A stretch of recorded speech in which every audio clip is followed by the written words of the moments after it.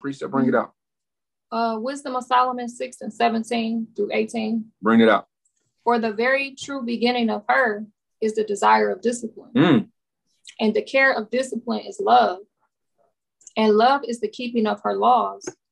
And the giving heed unto her laws is the insurance of incorruption. Read it again, man. Read it again. For the very true beginning of her is the desire of discipline. Right.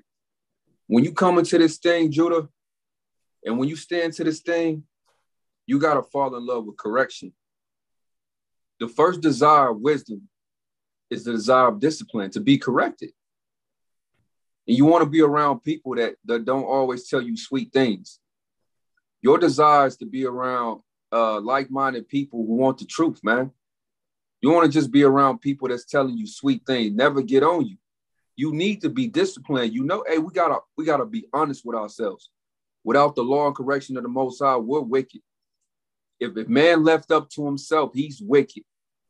You need that correction, that discipline to keep you on that right path, man. Read on. And the care of discipline is love. And the care of discipline is love. Read on. And love is the keeping of her laws. And what is love?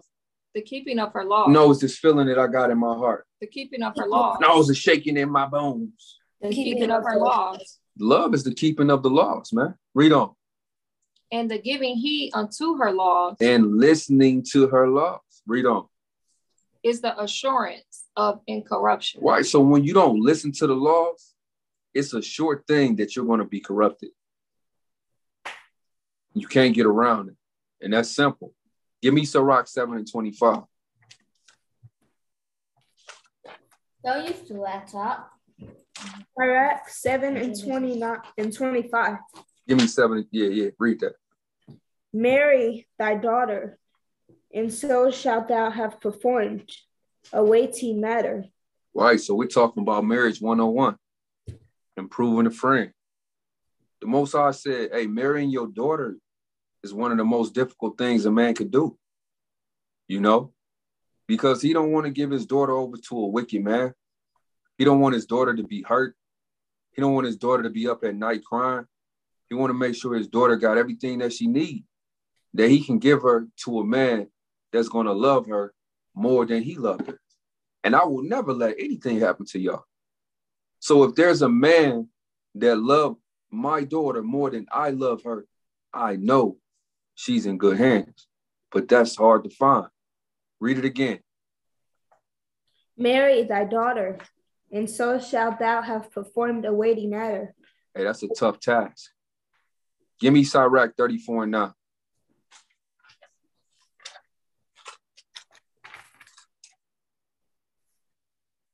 Sirach. Matter of fact, give me Sirach 42:9 first. Sirach 42:9. Read that. The father walketh for the daughter. He do what? Or the father waketh for the daughter. Right, man. Sometimes, man, a righteous man, he waking up in the middle of the night thinking about the well-being of his daughter, man.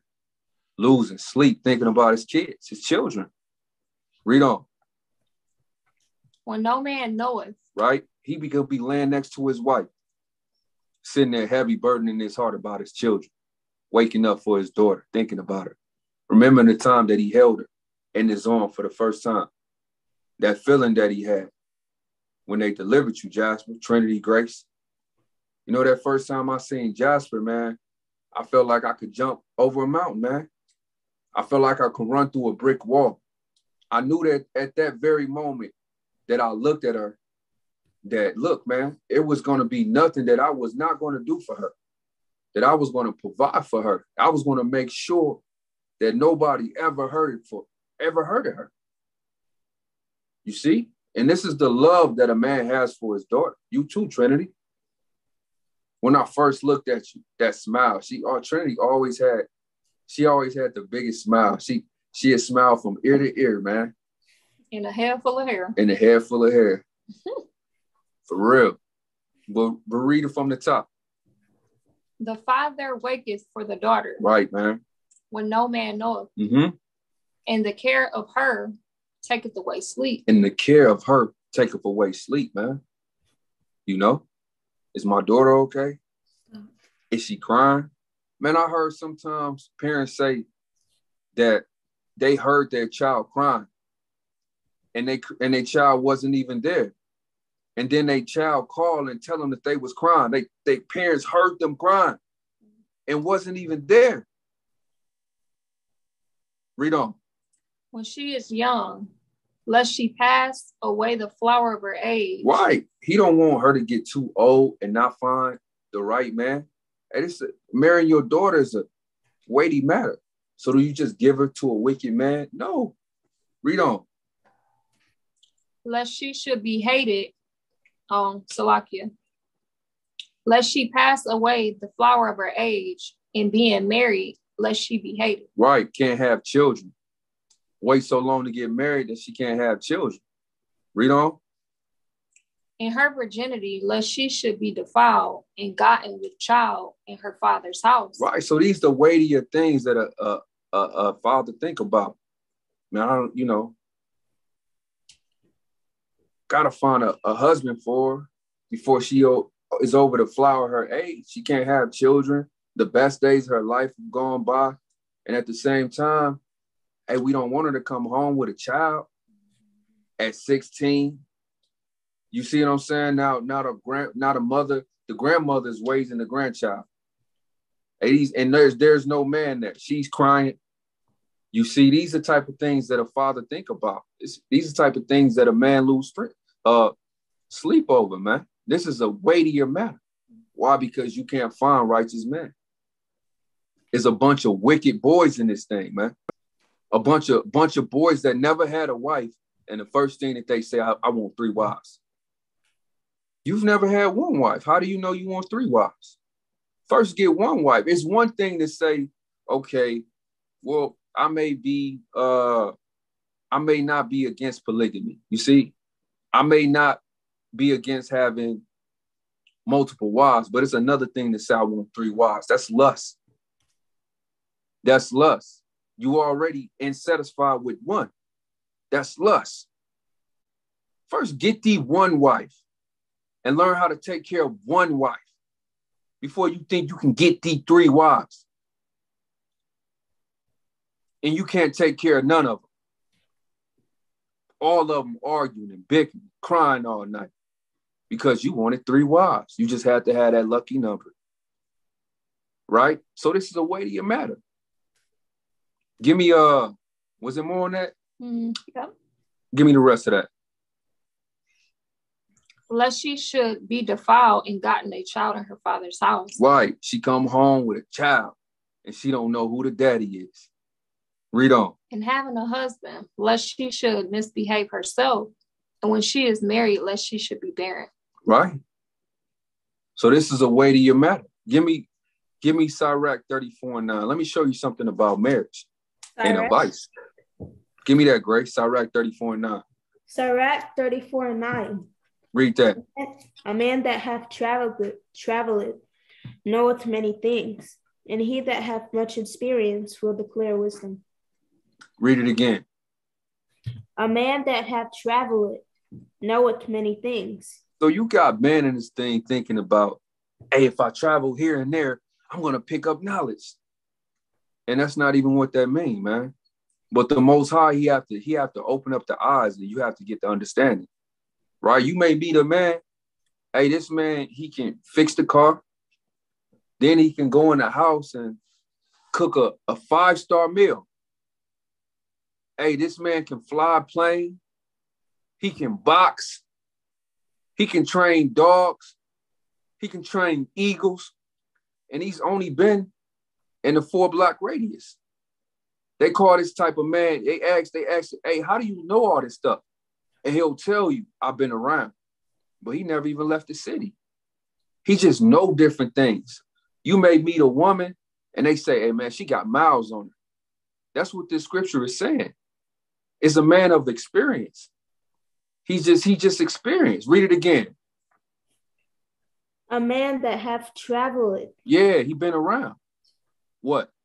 Knoweth many things. This the type of man you need to take advice from.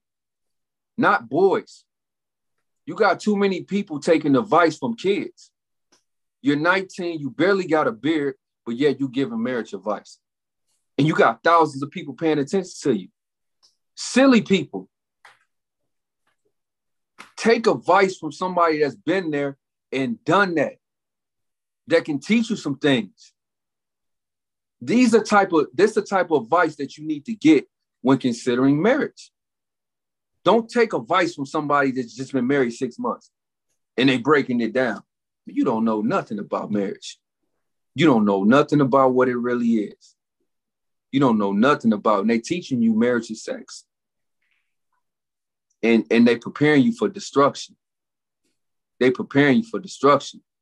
Marriage is sacrifice mostly, but we not gonna rush it. We gonna break it down slow, right? So give me Sirach 6 and 7.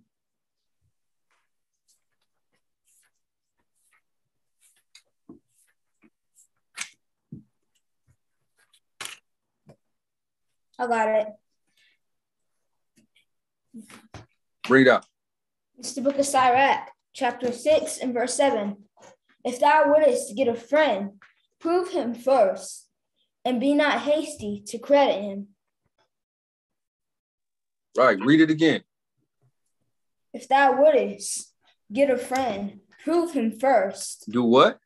Prove him first. Right, so hey, when you get married, you're married to a companion. You need to know, like, are y'all compatible? You got a lot of women, a lot of men, and I'm talking to my daughters mostly. You know, you don't want to give away your gold, your treasure before you prove the man. Hey, because that man, y'all may not have nothing in common, but you didn't prove him. Now he's taking away everything from you. Now you have nothing to give, really. That golden treasure that was supposed to be for your husband, you gave it away to a robber because you didn't prove him. Now he's taken from you. You got a lot of women that men have taken from and left them scarred, left them hurt. Why? Because they didn't prove them. If you're going to get married, the first thing, that's why the Most High, he put in place the courting period. You got women that's doing things in marriage that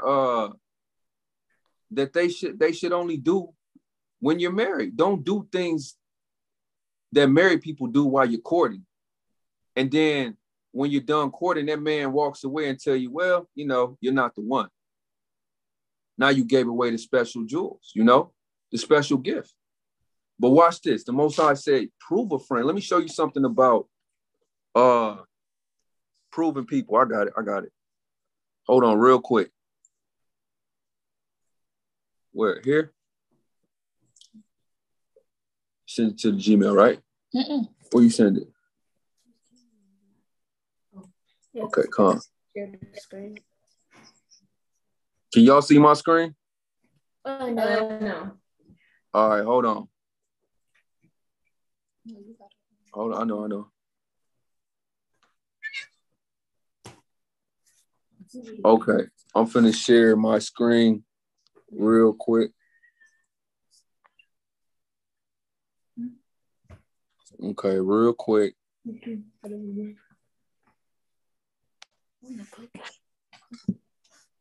Hold on. I can see you now. Let me know if y'all can see my screen. Let me show you something about proving a friend. You can see it. Okay. Yeah, we can see it now. Hold on.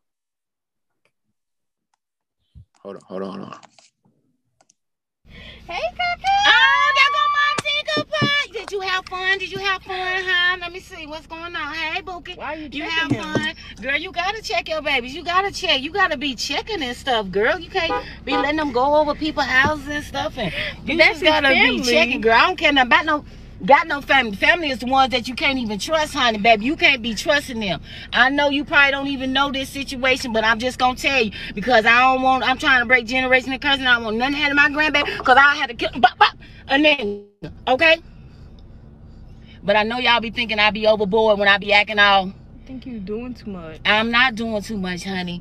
Your brother was molested as a child by a family member. So that's why I don't trust nobody. You supposed to love family. Family's supposed to love you. They're not supposed to do things to hurt you. They hurt me when they hurt my baby. So I don't want him to be hurt and all that old type of stuff. Is that why he gay? Is that why he gay? That's why he was gay. I can't really just say that's the reason why he was gay, but it might have been a gateway. It might have been a gateway. But nobody should be touching on no babies. They innocent. And tell them, because Kaka gonna they touch you, huh? Huh? Tell them, say, because I'm not going to let that never happen again. That's why y'all don't go nowhere and spend the night nowhere, honey. That's why that didn't, Makes sense. Yeah, because I don't be having time for all that right there. Ain't that right, Tinker Pootie? Because, see, you be going over these people's houses and stuff. They don't be paying attention. That's why, you know, when y'all used to, the couple sleepovers you went to, you noticed they didn't have a daddy or no brothers. Yes. Oh, okay. Because mama don't play them games, honey. I don't trust nobody. Nowadays, you don't even trust women. Yeah. Women getting crazy and doing stuff to kids, too. Or they setting them up to get stuff done to them. So, baby, I'm just saying, from me to you, your mama, my heart to yours. Watch him. When he go places, come back, check him. And it's okay to check him in front of people. Because, see, when you check people, when you checking in front of people, that's giving them aware that you're checking him. They less likely to do something. So, aware them that you check. Let them know you check when he go places. That way they won't be doing stuff, okay? We trying to save our generations of hurt and depressed people, and let them know always, never be afraid to tell nothing. Never, boy, look, let me tell you something. Don't never be afraid to tell Kaka nothing. Don't never be afraid, okay? Okay, I'm sorry. But don't be afraid, okay? You can go back over to your treasure chest. But don't be afraid to talk to your children about predators. Always be aware. Okay, so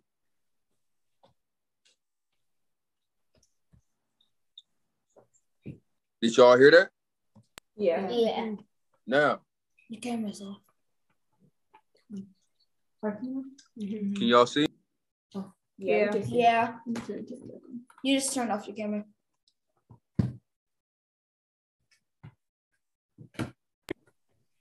Give me that, Shanetta. We can see. Sirach. Now go back to Sirach 34:9, because what we just seen is the scripture that we talked about experience. Now this woman, I don't know where she been, but she might have been in the hood all her life, but she got the experience of one that's traveled. Hey, she been around. She been around some things, she been through some things. You see what I'm saying? She couldn't even trust her family. That's the point of this. If you can't trust your own family, then how much more a stranger who you've never known? You see that? Her own family member raped her son. You need to prove people. Prove people. A lot of people, just because they got on fringes, just because they got a beard, just because she got a hair wrap, she say shalom. She got call halal. You see what I'm saying? Shabbat shalom. He know all the secret handshakes, the pity. That don't mean nothing, man. That don't mean nothing. You better start proving people. There are predators that are searching for you, man. Searching for silly young ladies who just want to get married. And they'll prey off you. They'll prey off you. You can't even trust your own family in these last days, man. How much more somebody you've never met, you've never known. Right? So give me that. Sirach 34:9. Sirach 34:9. A man that hath traveled knoweth many things. You better get advice from somebody that's been around. You see? Read. And he that have much experience will declare wisdom. Give me Matthew 7:21. So we're going to walk through this. This is Marriage 101, Proving a Friend, Jazzy. You hear that? Yeah. And some of these is just gonna be me and you, but right now we're just doing Prove a Friend, you know. And these are type of conversations that fathers and mothers don't have with their children. They have to learn the hard way. While they taught their kids everything else, But how to, you see how she told her, she was teaching her daughter how to be bold in front of people. When it comes to your children, when it comes to the people that you love, you be bold. Hey, there's a time to speak. There's a time to refrain from speaking. Hey, you don't be shameful in front or shy in front of the wicked. And that's what we have to teach our children, man. As parents, man, when you gotta be bold against wickedness. It's wicked, man. It's wicked in this earth. Man, I'll be damned if I let that happen to any of y'all. You know? But that's how the wicked gonna live, man. And that's the majority of this earth, man. They into these type of things, man. Give me Matthew 7:7-21. This is the book of Matthew, chapter 7, verse 21. Read that. Not everyone that saith unto me, Lord, Lord, shall enter into the kingdom of heaven, but he. Read on. He just closed my Bible because you lied. I got it. Not everyone that saith unto me, Lord, Lord, shall enter into the kingdom of heaven, but he that doeth the will of my Father which is in heaven. So don't think the Most High is a simp. The Most High is only letting people in his house that's proven. Don't think that you're going to barely do this and then you just going to hopscotch into the kingdom of heaven. It's not happening that way, man. The Most High going to prove you. He going to prove you by fire, too. Give me Sirach 4:7. Matter of fact, we already got that. Give me Genesis. We already got that, too. Give me Ephesians 5:31. Ephesians 5:31. We go Ephesians chapter 5 verse 31. Read that. For this cause shall a man leave his father, and a mother shall be joined unto his wife. Right.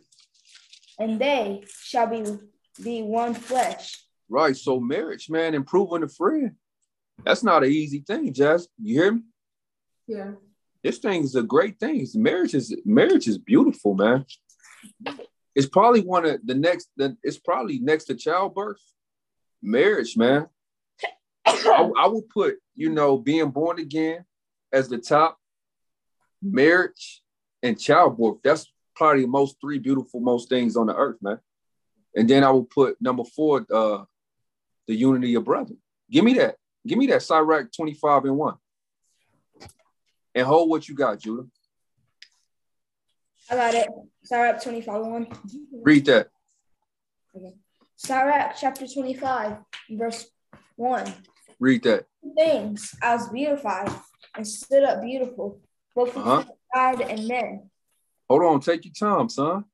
Don't rush through the scriptures, man. Start over. Move your hand. Move your hand. In 3 things I was beautified and stood up beautiful, both before God and men. The unity of brethren. The unity of brethren. The love of neighbors. The love of neighbors.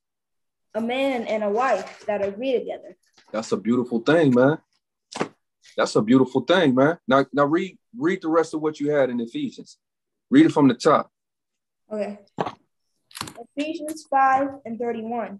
For read this that. cause shall a man leave his father, and his mother shall be joined unto his wife, and they shall be one flesh. Read on. This is a great mystery. It's a what? This is a great mystery. No, it's a simple thing. This is a great mystery. No, it's easy as 1, 2, 3. This is a great mystery. Marriage is not simple like you think it is, man. Marriage is a great mystery.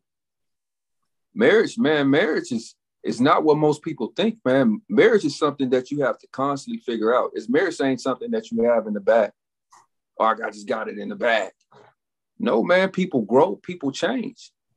You have to constantly be learning. You have to constantly become better. It's a great mystery, man. Read on. But I speak concerning Yahushua and the church. Right. So Paul compared the union between a man and a wife to the same thing that a man has when he's born again. Hey, man, that's a great thing, man. It's not simple like people say. They'll just tell you, you know, sex is marriage. You know, when a man and a wife get together, they just have a baby, and that's what. No, man. No, man. It's a lot of intricacies of marriage, man. You gotta, you have to be with a man that knows you. He knows you. He knows your spirit. He knows what you're thinking. He knows when you're happy, when you're sad. You don't even have to say nothing, man. He knows you. You got a lot of people that been together for years. They don't even know each other. They're total strangers, man. So marriage is a thing that it has to be walked out, and the parents have to come back and teach and instruct the children and prepare them for marriage. And then teach them that it's not just having babies, that a unity between a man and a woman is a great thing, man. You know, that a man should be friends with his wife and not enemies. It tell you that, and Jacob, give me that when Isaac, when he was joking with Rachel. Give me that real quick.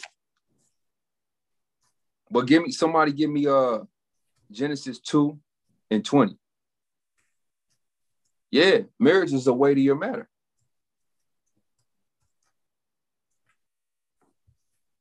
You got that? I think it's Genesis 29:11.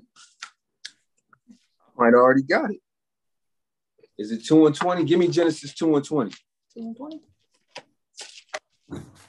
Genesis 2:20. Genesis chapter 2 and verse 20. Stop, she got it. No, that's not what I wanted. I want you to, give me that real quick. You find that for me, babe. Genesis 2:20. And Adam gave names to all cattle and to the fowl of the air and to every beast of the field. But for Adam, there was not found an helpmeet for him. Right. So imagine that, man. Imagine this man being alone and it wasn't good. This man knew, you know, he had the wisdom of the earth, man. This man was able to name all the animals of the world, and the Most High said everything that he named these animals was great, was good. Imagine that. But he was alone. Read on. 21. And the Lord God caused a deep sleep to fall upon Adam, and he slept. And he took one of his ribs and closed up the flesh instead thereof. And the rib which the Lord God had taken from the man, he made a woman and brought her into the man. And Adam said, This is now bone of my bones and flesh of my flesh. She shall be called woman, because she was taken out of a man. Read on. Therefore shall a man leave his father and his mother, and shall cleave unto his wife, and they shall be one flesh. So this is a delicate, intricate thing. I found what you were looking for. Bring it out. It's Genesis 26:8. And it came to pass, when he had been there a long time, that Abimelech, king of the Philistines, looked out a window and saw, behold, Isaac was sporting with Rebekah, his wife. He was what? Sporting. Mm-hmm. They was joking around. He was friends with his wife. And you got a lot of men in this thing that they kind of got aught against women. She's not your enemy, man. If she was your enemy, then she would be here alone. We got to understand that, look, man, we're in this really from the beginning because we didn't do what we needed to do as men. You got a lot of men letting women just run over them, seduce them, tell them what the truth is. Now it's time for men to be men. And it's time for men to stop looking at their wives as the enemy, man. She's not your enemy, man. She's your rib. She came from you, man. You know? So Isaac was doing what? Sporting with Rebekah. So what that mean? Means I looked up the definition. It says marry, play, and game. Marry, play, and game. Yeah. How do you think you got her? How do you think you got her? You made her smile. You made her laugh. Every time you seen her, you was cracking a joke. That's how you get your woman. And she be like, go on with that stuff. Ain't nobody got time for that. But she can't wait to hear it. She can't wait. Here, she's trying to fix herself for you. You already got it. You know what I'm saying? You know what make her smile. Hey, what you doing? You know, I ain't going to go into it. I don't want to. Maybe I'll give you that game one day, Julie. I'll give you that game, boy. Give you that game, boy. But he was making Rebecca smile, man. And that's one thing that a man shouldn't lose. She's a companion. So, Jasper, Trinity, you want to be compatible with somebody. You want to be in a relationship where you're actually friends. You actually have things in common. You actually like each other. You actually joke, you play, you sport. You see? Mm-hmm. And that all comes with what? Proving a what? Friend. Proving a friend. And that's, we're going to walk through this thing. We're going to walk through this thing. We're going to walk through it slow because it's intricate. You see? It's a mystery, Paul said. Oh, you're not finna. Hey, but with that, what we going to say? Shalom. Shalom. Wait, y'all better not hang up on us. Y'all, you got a question? Oh, yeah. I like questions, man. Hold on. What you got, Jazzy? Okay, Really? so how you do that, boy? he just went to the chat. And you kids in these damn What's up, technology. Baby? Hold on, let Jasper ask a question. Okay, so earlier in the Bible study, you were talking about how Yahushua had cursed the tree because it had no fruit. Mm-hmm. Where do you go to read that? Where do you go to read about that story? Let's get it.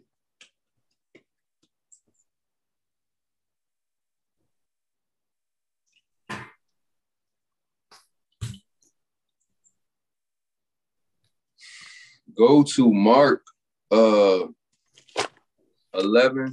start at verse 10. Let's just get it real quick. Mark 11, start at verse 10. And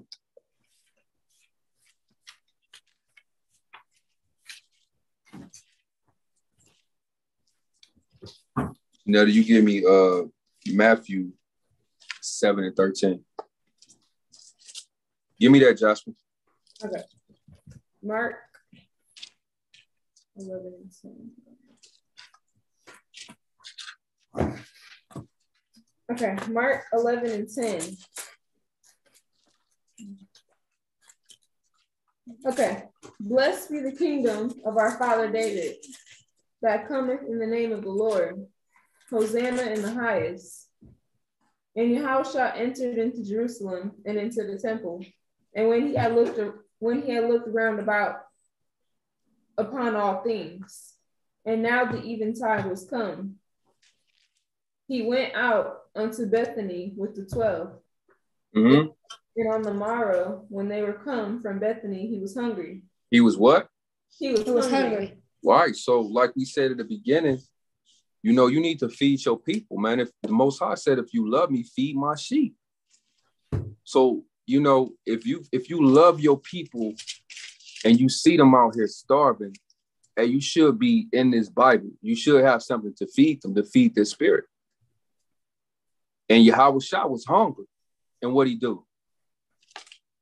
And verse 13, and seeing a fig tree afar off having leaves, he came, if happily he might find anything thereon. He was happy to see this tree. You got to understand this in the spirit, man. People might see your light from afar, and then they come up close to eat fruit off your tree, right? Read on. That's right. And when he came to it, he found nothing but leaves. And you ain't got nothing to damn give. You a fake. You a phony. Read on. For the time of figs was not yet.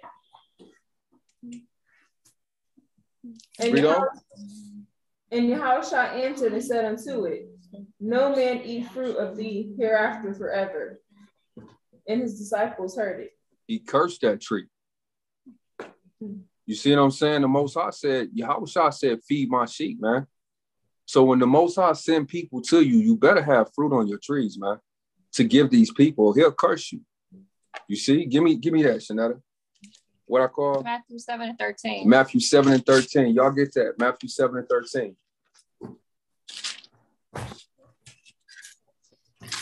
Matthew chapter 7 and verse 13. I got it. Matthew chapter 7. Give me 16. Give me 16. Okay, I got 16. Bring it up. Ye shall know them by their fruit. Do men gather grapes of thorns, or figs, or thistles? Thistles. Thistles.